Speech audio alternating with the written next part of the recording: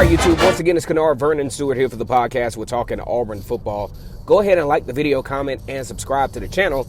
Auburn versus South Carolina in Columbia this weekend. And as always, it's great to be an Auburn Tiger.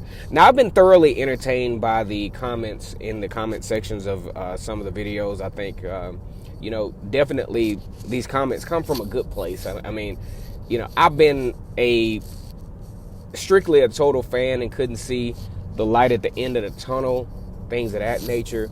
So a lot of times my videos can come off as sunshine pumping and just being overly optimistic, but because of my experience both professionally and just analyzing how a team can progress, I mean, I can be optimistic about this.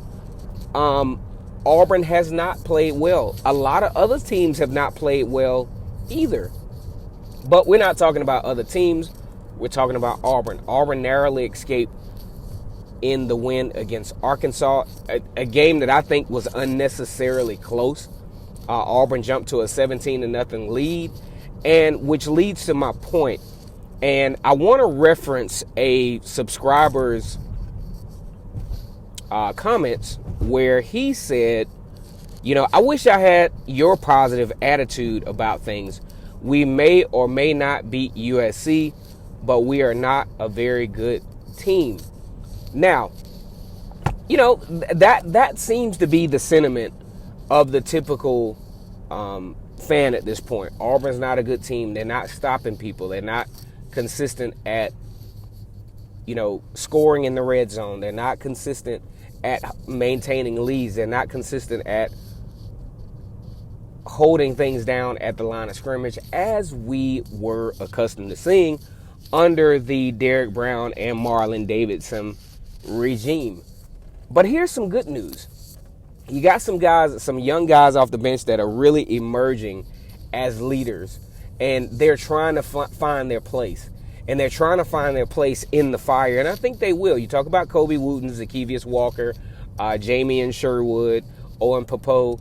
These guys are really starting to emerge. Christian Tutt, Jalen Simpson needs to come on back because Christian Tutt is way out of position. He needs to get back to that star nickel position because when you put him, teams know.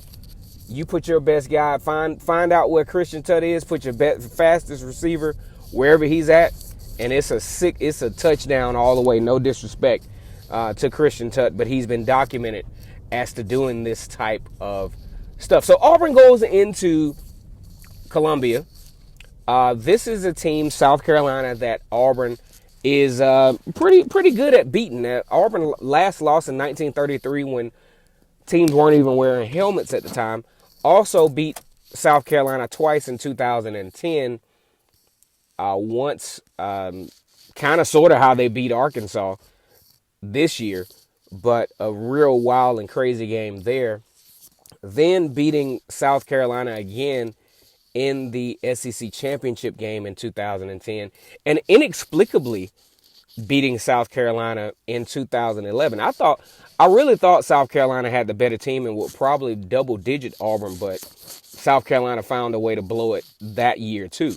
So historically, Auburn has a little bit on their side when it comes to this game. I think we're going to have some good weather.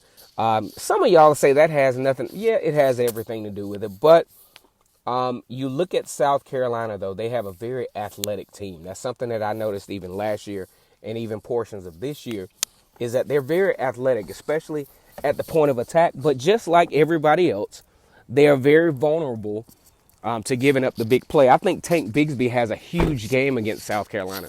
Probably hit South Carolina up for about 180 yards because he's absolutely not afraid to run the football against anybody, and he's not going down from the first level of contact. So just look for some of you Auburn fans who, are with the whole doom and gloom thing, just look for progression. I actually saw a little bit of progression in that second half, especially on defense. They weren't giving up the laterals up the middle. They weren't giving up some of the items on the outside on the perimeter like they were in the first half.